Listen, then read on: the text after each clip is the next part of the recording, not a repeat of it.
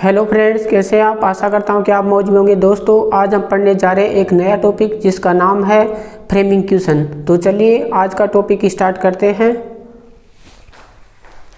मैं यहाँ पे हेडिंग डालता हूं,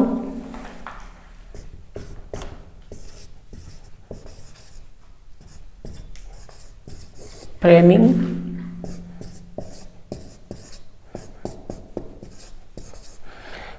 क्वेश्चन। मैंने यहाँ पे हेडिंग डाल दी दोस्तों। तो देखो, फ्रेमिंग क्वेश्चन होता क्या है। आपको प्रश्न पत्र में आंसर दे देगा और उसका क्या बनवाएगा दोस्तों, उसका आपको प्रश्न बनवाएगा। क्या दे देगा, प्रश्न पत्र में आंसर दे देगा। प्रश्न पत्र में आपको आंसर दे देगा, उससे क्या बनवाएगा दोस्तों, उससे आपको क्वेश्चन बनवाएगा। तो देखो करेंगे क्या। अब मैं लेता हूँ यहाँ पे कि प्रश्न का निर्माण दो प्रकार से करते हैं। प्रश्न का निर्माण कितने प्रकार से होता है, दो प्रकार से होता है।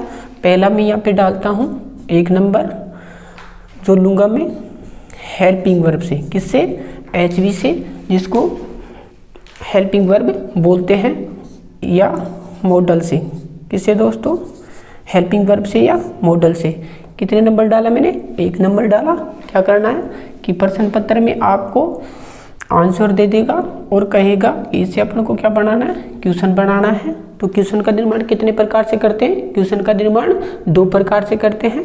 पहला मैंने लिखा कि हेल्पिंग वर्ब से या मॉडल से। दूसरे की बात करें दोस्तों, दूसरा अगर प्रश्न का निर्माण करना है तो अपन WH वर्ड लेंगे या हाउ लेंगे। तो मैं कहूँगा प्रश्न का निर्माण अपन 2 प्रकार से करते हैं। पहला हेल्पिंग वर्ब से या मॉडल से, दूसरा WH वर्ड या हाउ से। तो दोस्तों पहले बात करते हैं अपन पहले वाले की कि प्रश्न का निर्माण हेल्पिंग वर्ब से या मॉडल से कब करेंगे।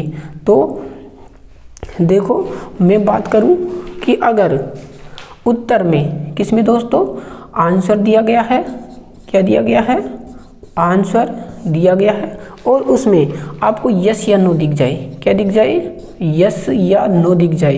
किसमें दोस्तों, मैं बात कर रहा हूँ कि उत्तर आएगा, अपन को प्रश्न बनाना है, और उत्तर में यदि आपको यस या नो दिख जाए, क्या दिख जाए दोस्तों, आपको उत्तर में यस या नो दिख जाए, तो प्रश्न का निर्माण, किसका निर्माण, प्रश्न का निर्माण अपन हेल्पिंग वर्ब से करेंगे। किससे करेंगे, प्रश्न का निर्माण हेल्पिंग वर्ब से करेंगे। कब की बात कर रहे हैं कि उत्तर आएगा और उत्तर में यस या नो आ जाए, तो प्रश्न का निर्माण किससे करोगे, हेल्पिंग वर्ब से करोगे। आगे बात करें कि उत्तर में यस या नो आ जाए तो प्रश्न का निर्माण हेल्पिंग वर्ब से करेंगे। लेकिन इधर देखो, मान लो कोई वाक्य आ जाए और उसमें हेल्पिंग वर्ब नहीं दी गई हो। क्या नहीं दिया गया दोस्तों, कोई उत्तर हो और उसमें हेल्पिंग वर्ब नहीं दी गई हो, तो क्या करेंगे।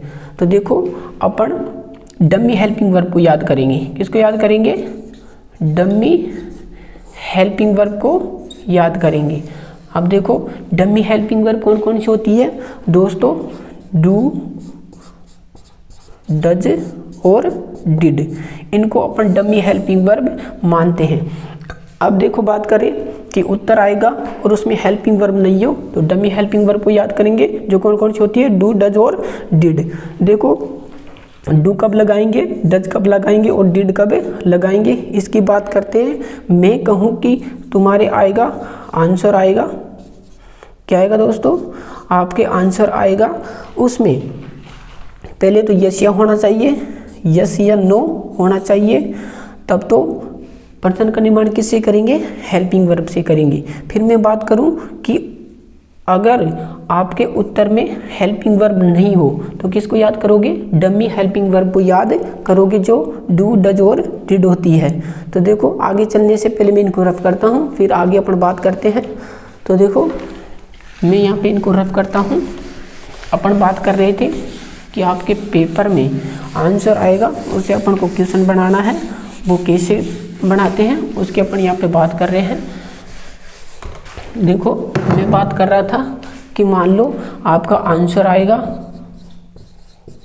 उसमें कोई वाक्य लिखा होगा, उसमें पहले से हेल्पिंग वर्ब नहीं हो, तो डमी हेल्पिंग वर्ब को याद करेंगे। किसको याद करेंगे, डमी हेल्पिंग वर्ब को याद करेंगे जो डू, डज और डिड होती है। देखो क्या करेंगे, अब आगे चलते हैं। अब देखो मैंने कहा था यस या नो, क्या आ जाए दोस्तों, यस या नो आ जाए तो उसको हटा देंगे। उसको क्या कर देंगे, हटा देंगे। कब, जब अपन प्रश्न का निर्माण करेंगे तब किसको हटा देंगे, यस या नो को हटा देंगे। और एक और बात, अगर वाक्य में तुम्हें नोट दिख जाए, क्या दिख जाए दोस्तों, वाक्य में नोट दिख जाए और उस आंसर में आपके क्या हो, यस या नो हो, तो वो नोट भी हट जाएगा। उसको क्या कर देंगे, नोट को हटा देंगे। लेकिन उत्तर में क्या होना चाहिए, यस या नो होना चाहिए। तब तो क्या करेंगे, नोट को हटाएंगे। और अगर वाक्य में जो किसके रूप में आएगा, उत्तर के रूप में आएगा, उसमें यस या नहीं हो, यस या नो नहीं हो, सॉरी यस या नो नहीं हो, तो नोट को नहीं हटाएंगे। उसको क्या करेंगे, उसको ऐसे कैसे लिखेंगे। कब की बात है, जब उत्तर में यस या नो नहीं आए तो नोट को नहीं हटाएंगे। और अगर उत्तर में यस या नो आ जाए तो नोट को हटा देंगे। आगे बात करें दोस्तों, मैं बात करूं कि आपके उत्तर में सेकंड पर्सन आ जाए। आपके उत्तर में क्या आ जाए, सेकंड पर्सन आ जाए, जो क्या होता है, यू होता है। मैंने पीछे वाले वीडियो में आपको बताया था कि पर्सनल प्रोनाउन की बात करें तो वो 3 होते हैं, फर्स्ट, सेकंड और थर्ड। उसमें सेकंड पर्सन प्रोनाउन आ जाए तो उसको फर्स्ट पर्सन के आई में बदल देंगे। किस में बदल देंगे, वी में भी बदल सकते हैं, लेकिन वी को अपन भूल जाए, किस में बदल देंगे, सेकंड पर्सन अगर आपके उत्तर में आ जाए तो किस में बदल देना, फर्स्ट पर्सन के आई में बदल देना। किस में बदल दोगे दोस्तों, सेकंड पर्सन जो यू होता है उसको किस में बदल देंगे, आई में बदल देंगे। अब यू का पॉजेसिव केस होता है दोस्तों, यूअर होता है, यूअर को माई में बदल देंगे क्योंकि आई का पॉजेसिव केस माई होता है। और यू का ऑब्जेक्टिव केस यू होता है, यू का ऑब्जेक्टिव केस क्या होता है, यू होता है, उसको आई के ऑब्जेक्टिव केस मी में बदल देंगे। इधर देखो कि सेकंड पर्सन को तो फर्स्ट पर्सन में बदल देंगे और फर्स्ट पर्सन आ जाए, क्या आ जाए दोस्तों, फर्स्ट पर्सन आ जाए। अब वो चाहे से आई आ जाए चाहे से वी आ जाए, किस में बदल देंगे, यू में बदल देंगे। एक दूसरे का उल्टा कर देंगे कि सेकंड पर्सन को फर्स्ट पर्सन बदल देंगे और फर्स्ट पर्सन को किस में बदल देंगे, सेकंड पर्सन में बदल देंगे। कब की बात है दोस्तों कि आपके प्रश्न पत्र में उत्तर आएगा और इससे अपन क्या किसका निर्माण करेंगे, प्रश्न का निर्माण करेंगे। तो प्रश्न निर्माण करते समय अगर उत्तर में सेकंड पर्सन आ जाए तो फर्स्ट पर्सन बदल देंगे और फर्स्ट पर्सन आ जाए तो किसे बदल देंगे, सेकंड पर्सन में बदल देंगे। उसके अलावा मैंने बात की थी कि उत्तर में यस या नो आ जाए तो उनको क्या कर देंगे, हटा देंगे। उसके बाद मैंने बात की थी कि उत्तर में यस या नो आ जाए और उस वाक्य में नोट हो तो नोट को भी हटा देंगे। लेकिन अगर उत्तर में यस या नो नहीं है तो नोट को नहीं हटा देंगे, ऐसे कैसे रहने देंगे। आगे बात करते हैं दोस्तों, इनको मैं रफ करता हूँ फिर अपन आगे की ओर कर चलते हैं। तो मैं इनको पहले रफ करता हूँ। मैंने आपको बात बताई कि प्रश्न पत्र में आपके आंसर दिया होगा, आपसे क्वेश्चन का निर्माण करवाएगा। तो क्वेश्चन का निर्माण करते समय अपन क्या करेंगे, पहले तो देखेंगे कि उत्तर में अगर यस या नो है, क्या है दोस्तों, अगर उत्तर में यस या नो है तो प्रश्न का निर्माण किससे करेंगे, प्रश्न का निर्माण अपन हेल्पिंग वर्ब से करेंगे। यस या नो को क्या कर दोगे, हटा दोगे। अगर उत्तर में नोट है उसको भी क्या कर देंगे, हटा देंगे। लेकिन कब हटाएंगे, जब उत्तर में यस या नो हो तब। अगर उत्तर में यस या नो नहीं है तो नोट को नहीं हटाएंगे, ऐसे कैसे रहने देंगे। अब मैं बात कर रहा था कि अगर आपके उत्तर में हेल्पिंग वर्ब नहीं हो, क्या नहीं हो, हेल्पिंग वर्ब नहीं हो, तो किसको याद करोगे, डमी हेल्पिंग वर्ब को याद करेंगे। किसको याद करेंगे, डमी हेल्पिंग वर्ब को याद करेंगे। जो कौन कौन सी होती है, डू, डज और डिड होती है। अब देखो मैंने ये बात पीछे छोड़ दी थी कि डू कब लगेगा, डज कब लगेगा और डिड कब लगेगा। देखो सबसे पहले मैं डू की बात करूं कि डू कब लगता है, अगर उत्तर में आपको वर्ब की फर्स्ट फॉर्म दे दी, क्या दे दे, उत्तर में आपको सब्जेक्ट के बाद में वर्ब की फर्स्ट फॉर्म दे दे तो हेल्पिंग वर्ब दोस्तों डू लगाएंगे। क्या लगाएंगे, कब की बात बता रहा हूँ कि उत्तर आएगा, उत्तर में अगर वर्ब की फर्स्ट फॉर्म दे दे तो हेल्पिंग वर्ब क्या लगाओगे, डू लगाओगे। क्या लगाओगे, डू लगाओगे। और डज की मैं बात करूं कि अगर आपको उत्तर में वर्ब की फर्स्ट फॉर्म दे दे प्लस उसके साथ में एस या ई एस दे दे तो हेल्पिंग वर्ब क्या लगाएंगे दोस्तों, डज लगाएंगे। और जो वर्ब के साथ में एस या ई एस था उसको क्या कर देंगे, हटा देंगे। अब मैं बात करूँ डिड की कि अगर उत्तर में डिड आ जाए, क्या आ जाए, डिड आ जाए, सॉरी, अगर उत्तर में आपके सेकंड फॉर्म आ जाए, क्या आ जाए, उत्तर में सेकंड फॉर्म आ जाए और हेल्पिंग वर्ब नहीं हो तो अपनी तरफ से हेल्पिंग वर्ब क्या लगाएंगे, डिड लगाएंगे। क्या लगाएंगे, हेल्पिंग वर्ब डिड लगाएंगे।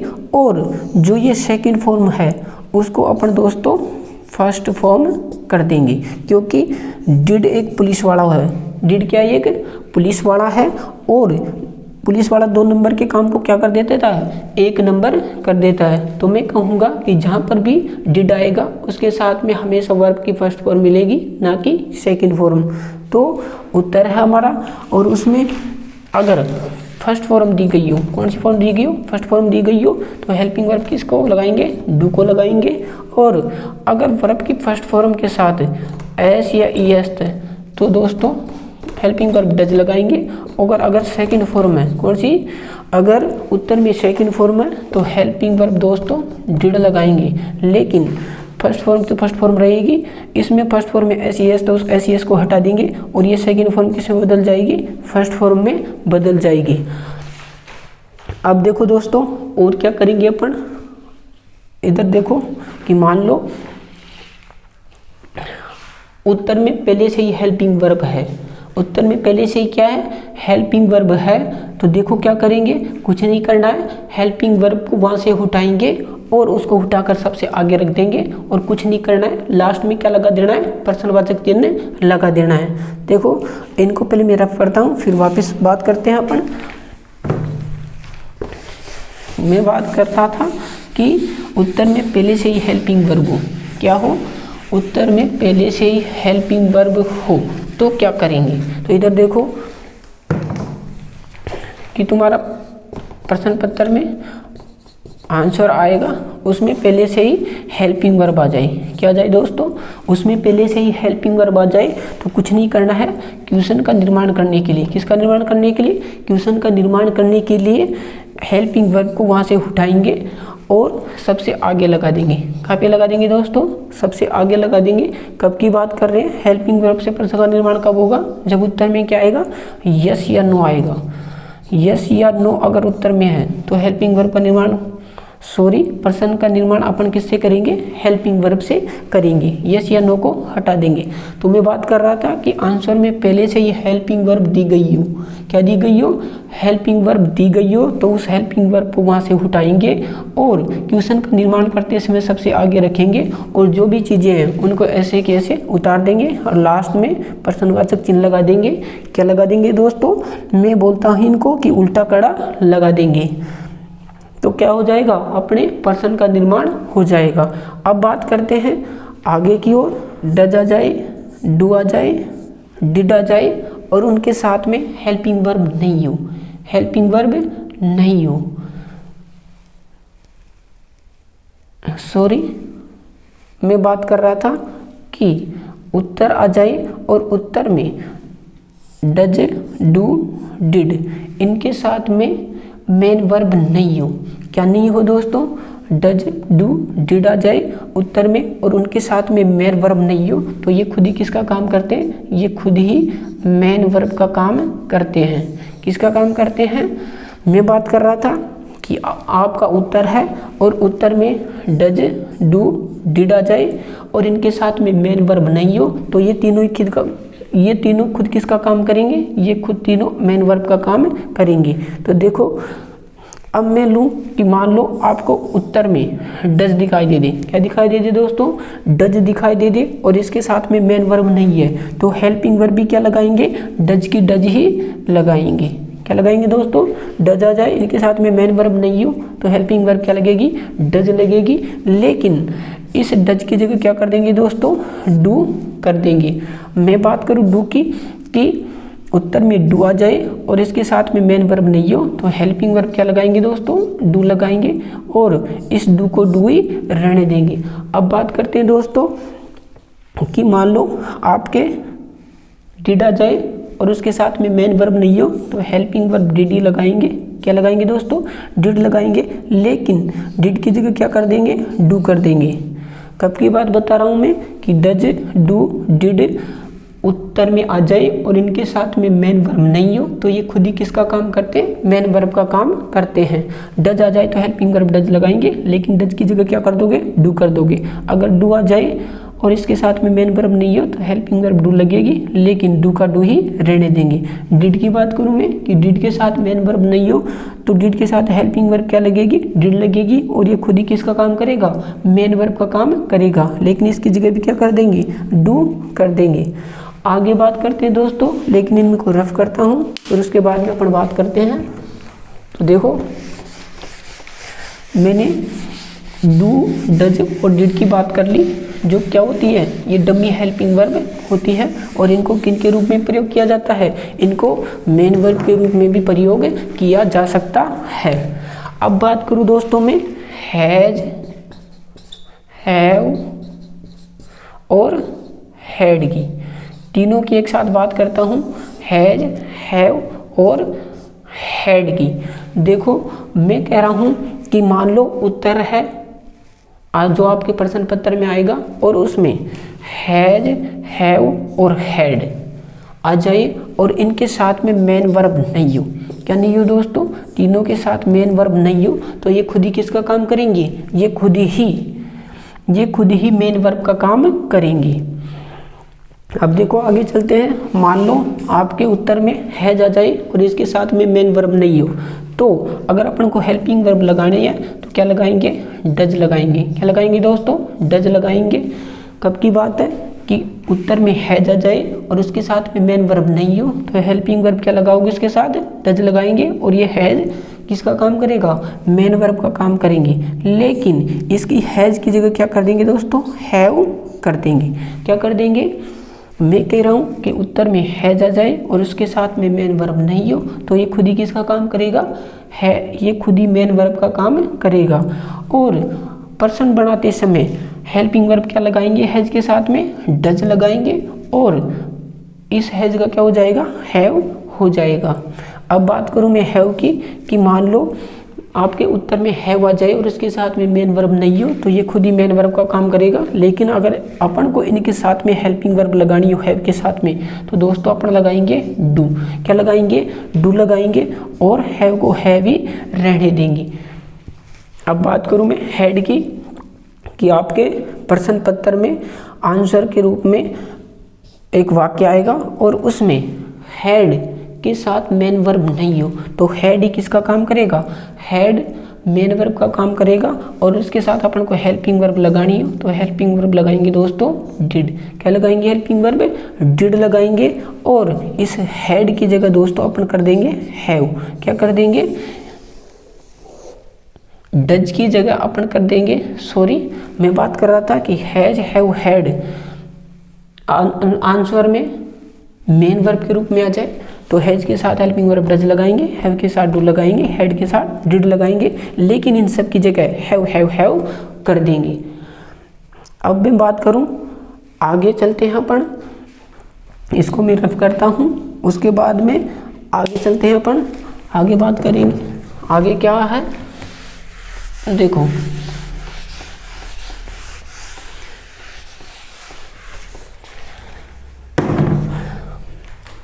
मैंने बात की थी कि प्रश्न का निर्माण कितने प्रकार से करेंगे, दो प्रकार से, एक और दो।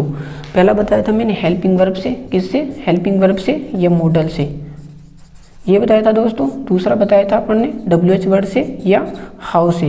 पहले मैंने इसकी बात की थी कि अगर अपन को आंसर आएगा जो आपके प्रश्न पत्र में दिया होगा, इसके नाम से फ्रेमिंग क्वेश्चन के नाम से आंसर दिया होगा, उसमें अगर यस या नो है, क्या है दोस्तों, यस या नो है, तो प्रश्न का निर्माण किससे करोगे, पर्सन का निर्माण हेल्पिंग वर्ब से करेंगे। किससे करेंगे? पर्सन का निर्माण हेल्पिंग वर्ब से करेंगे और जो यस और नो है उसको क्या कर देंगे? हटा देंगे। अगर उत्तर में आपको नोट दिख जाए और उत्तर में यस या नो हो तो उसको भी क्या कर देंगे? हटा देंगे। लेकिन अगर यस या नो नहीं है और नोट है तो उस नोट को ऐसे कैसे रहने देंगे। लेकिन फिर यस या नो नहीं है तो फिर पर्सन का निर्माण अपन हेल्पिंग वर्ब से नहीं करेंगे। मैंने बात की थी कि उत्तर में अगर फर्स्ट पर्सन आ जाए, क्या आ जाए दोस्तों? अगर उत्तर में फर्स्ट पर्सन आ जाए तो क्वेश्चन बनाते समय उसको किस में चेंज कर देंगे? सेकंड पर्सन में चेंज कर देंगे। और अगर सेकंड पर्सन आ जाए तो उसको किस में चेंज कर देंगे? केवल आई में चेंज करेंगे। इसमें भी कर सकते हैं लेकिन अपन छोड़ दो, किस में करेंगे? आई में करेंगे। आगे मैंने बात की थी कि उत्तर है कि आंसर हो, क्या हो दोस्तों? आंसर हो। और अपन को क्या बनाना है? क्वेश्चन बनाना है। उसमें यस या नो देखना है। क्या देखना है दोस्तों? यस या नो देखना है। तब तो पर्सन का निर्माण किससे करेंगे? हेल्पिंग वर्ब से करेंगे।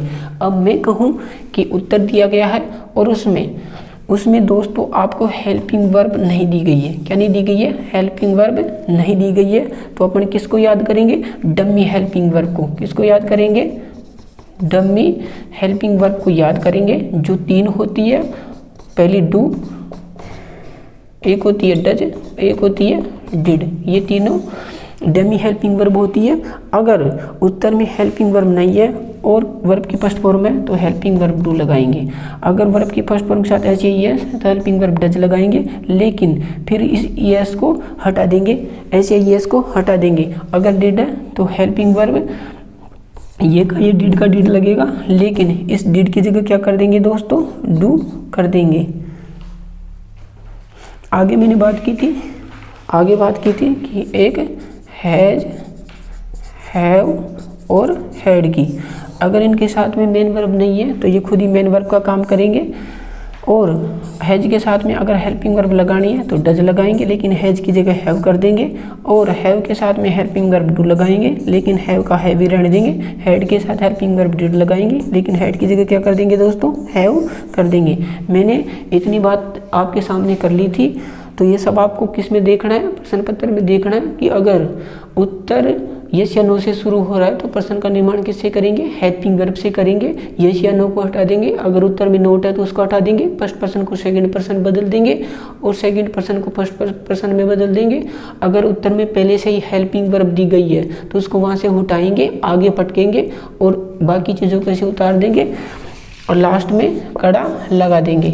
अगर उसमें पहले से हेल्पिंग वर्ब नहीं है तो डमी हेल्पिंग वर्ब को याद करेंगे, जो डू डज डिड होती है। आशा करता हूँ कि ये वीडियो आपको पसंद आया होगा। अगर वीडियो पसंद आए तो वीडियो को ज़्यादा से ज़्यादा शेयर कीजिए और चैनल को सब्सक्राइब कीजिए। मिलते हैं नेक्स्ट वीडियो में, तब तक के लिए जय हिंद, जय भारत।